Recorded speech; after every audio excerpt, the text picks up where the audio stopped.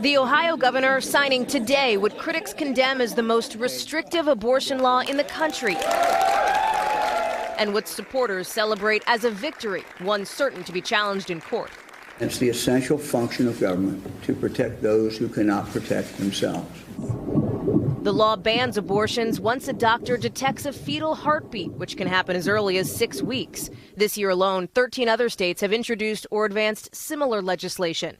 Texas lawmakers just introduced an extreme bill, unlikely to pass, that could punish women who have abortions with the death penalty.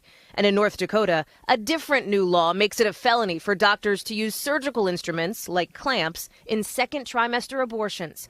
Tammy Kromenacker runs the state's only abortion clinic in Fargo. Each patient is unique, and our doctor needs to be able to make decisions about what kind of care a patient is going to receive. The doctor's hands would be tied with this bill.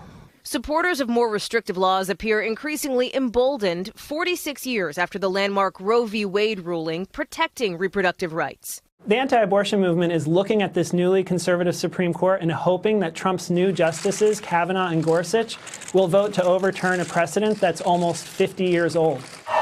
Abortion rights advocates argue the new moves are unconstitutional, with the legal fight headed from the states to the justices. Hallie Jackson, NBC News. Hey, NBC News fans, thanks for checking out our YouTube channel. Subscribe by clicking on that button down here and click on any of the videos over here to watch the latest interviews, show highlights, and digital exclusives. Thanks for watching.